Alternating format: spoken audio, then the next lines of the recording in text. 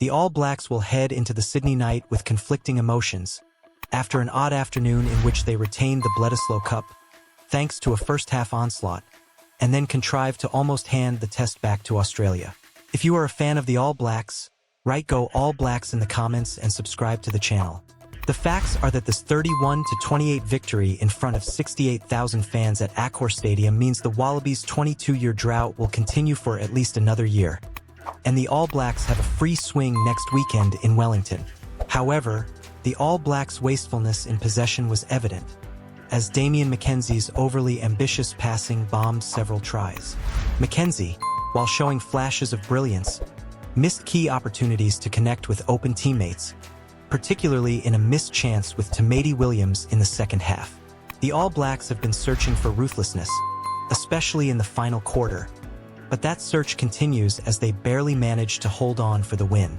Yellow cards in the final quarter for Anton Lienert-Brown and Caleb Clark made the 10-point lead feel extremely vulnerable, especially considering the All Blacks were ahead 21-0 at one point. They had 2 tries ruled out, but so did Australia, keeping both sides in suspense right until the final whistle.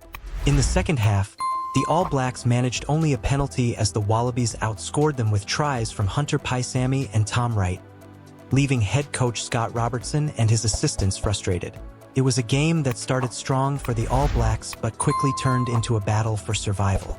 The first quarter looked completely different, with McKenzie creating space and the All Blacks dominating every collision. Will Jordan, Rieko Ioane, and Caleb Clark all scored early, with Clark's try showcasing his power as he bulldozed through defenders. Despite this fast start, the Wallabies clawed their way back with a try from Fraser McReight, and a disallowed try for Jordie Barrett added to the drama. The All Blacks had standout performances from Tupou Vaa'i, Wallace Satiti, and Cortez Radama, with TJ Perenara's leadership and defense in the final quarter proving crucial in securing the win. In the end, they escaped what could have been a humiliating defeat. All Blacks 31, Will Jordan, Rieko Ioane, Caleb Clark, Ardie Savea tries, McKenzie 4 conversions, penalty, Australia 28, Fraser McReight, Matt Fessler, Hunter Paisami, Tom Wright tries, Noah Lolesio 4 conversions. Before we wrap up, if you're loving the intensity of these matchups, make sure you hit that subscribe button and turn on notifications so you never miss out on any updates from the All Blacks. Let's keep this momentum going. All Blacks forwards coach Jason Ryan and Wallabies head coach Joe Schmidt. The challenge of taking on the Wallabies with 2 New Zealand coaches in their ranks is not lost on All Blacks forwards coach Jason Ryan ahead of Saturday's clash between the teams in Sydney. Wallabies head coach Joe Schmidt was one of former All Blacks boss Ian Foster's assistants during the 2022 and 2023 test campaigns, while Australia's renowned scrum coach Mike Cron previously worked in a similar role with former New Zealand head coaches Graham Henry and Steve Hansen for more than 200 tests.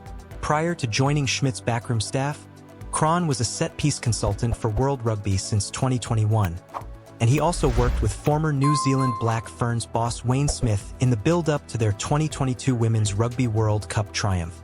Although Ryan enjoyed his time in the All Blacks coaching box with Schmidt, he admits that he has a closer connection with Cron, who he regards as one of his mentors in the game. Probably more so with Crono, I guess, Ryan said. You know, he has been a mentor for a while. Both of them. It's New Zealand coaches, isn't it? So I have enjoyed working with Joe, and obviously Crono has been a mentor. I probably didn't think Cron would be coaching Australia, to be fair, but one thing I really respected about Crono is that he rang and told me.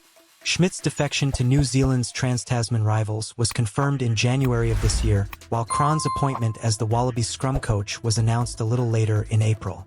If you are a fan of the All Blacks, write "Go All Blacks" in the comments and subscribe to the channel. While news of Cron's addition to the Wallabies coaching staff came as a surprise to many in the rugby world, Ryan revealed that the veteran coach broke the news to him before it was made public. He gave me a heads up before it was public, and I really respect him about that, said Ryan. The All Blacks have been a massive part of his life, so I guess it's the coaching world, isn't it? We're in a game where you just don't know what's next. So yeah, I have the utmost respect for both of them. Like All Blacks boss Scott Robertson, Schmidt has a 57% win record since taking charge of the Wallabies following 4 wins and 3 defeats in 7 matches played this year. Ryan believes Schmidt's Wallabies will employ a fast-paced and attacking style of playa tactic which the All Blacks will welcome as they too enjoy doing things at a frenetic speed. "I think they will want to play fast," he said. "He puts a lot of work into the breakdown side of things, I know that. I think he's had a good influence on their side already, and he knows the game. I have got a lot of respect for him, and I am sure that, come this test, they will be right on. As we will be, too." The first match of the 2024 Bledisloe Cup sees the Wallabies host the All Blacks in Sydney this weekend. It's going to be an epic showdown, not only because of the rivalry between the teams, but also because of the deep ties between the coaching staff. You've got Kiwi coaches on both sides, a fascinating dynamic that adds extra intensity to this clash. If you're not subscribed yet, what are you waiting for? Join the All Blacks family by hitting that subscribe button and turning on notifications. Don't miss out on the latest news, analysis, and behind-the-scenes stories from the greatest rugby team in the world. Now, let's break it down. We've got Joe Schmidt, the mastermind who used to be with the All Blacks, and Mike Cron, a set-piece wizard who's now shaping Australia's scrum. Both these Kiwi legends are now plotting against us, but Jason Ryan's respect for them shows just how small and interconnected the rugby world can be. It's all about competition, but it's also about respect and growth. And this game is going to show the best of both worlds. What do you think? How do you feel about having Kiwi coaches in the Wallabies camp? Let us know your thoughts in the comments below. All Blacks. Ronan O'Gara dubs Damian McKenzie move as off the Richter scale. The La Rochelle boss has addressed the rumors surrounding All Black star Damian McKenzie. La Rochelle's director of rugby, Ronan O'Gara, has addressed rumors that his club is in talks to sign All Blacks star Damian McKenzie. McKenzie has started all 7 of the All Blacks matches in 2024 at fly half and is reportedly looking to exploit the clause in his contract that allows him to spend a season abroad. Traditionally, New Zealand players head to Japan for this kind of playing sabbatical, but Jordie Barrett bucked the trend by signing a short-term deal to join Leinster after the November internationals. Now, it's being reported that McKenzie might follow in his footsteps and take on a European challenge. According to a report by French publication Rugby Prime, McKenzie could join O'Gara's La Rochelle after the 2025 Rugby Championship as part of his contract extension with the Chiefs and New Zealand Rugby. But hold up, O'Gara's got something to say about that. If you're a fan of the All Blacks, write "Go All Blacks" in the comments and subscribe to the channel. O'Gara, the former Ireland and Munster fly half, is well aware of the chatter but has squashed the rumors. No. I'm aware of that, that's a wild rumor. It ain't happening. O'Gara told off the ball when asked if McKenzie is signing for La Rochelle. Usually, there's no smoke without fire, but in this case, it's completely off the Richter scale. Even though O'Gara is clearly a fan of McKenzie, he admitted that La Rochelle simply can't afford a player of his caliber at the moment. They're already maxed out on their budget. There's no possible capacity, budget-wise, or from a planning point of view that we could entertain having someone like him, he added. It would be great for both parties, but it ain't happening. Now, it's not just about the money. La Rochelle has plenty of options at fly half, including Anton Haistoe, Ihaya West, Hugo Reyes, and a talented young 10. McKenzie, as incredible as he is, just wouldn't fit into the squad right now. We just don't have $500,000. Well, maybe I'm doing him a disservice by saying you get him for that price, but we don't have that just hanging around. Every euro is accounted for, said O'Gara. That seems to be the case with most French clubs at the moment. So if McKenzie does want to make a move to a top 14 club, it would likely be to one that needs urgent cover due to injury. This isn't McKenzie's first rodeo when it comes to exploiting a clause for a sabbatical. Remember, he spent a season in Japan with Suntari Sungoliath.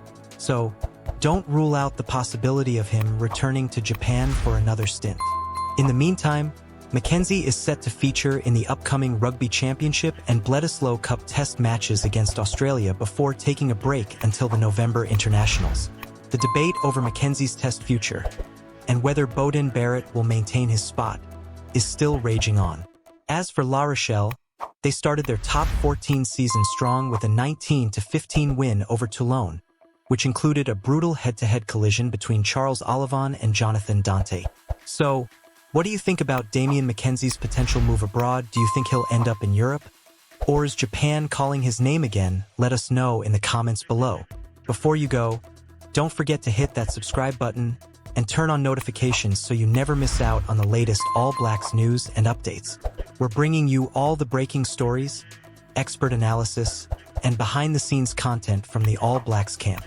And now, I want to hear from you. Do you think McKenzie should stay with New Zealand Rugby? Or should he explore his options overseas? What's your opinion on La Rochelle's budget constraints and their fly-half options? Drop your thoughts in the comments.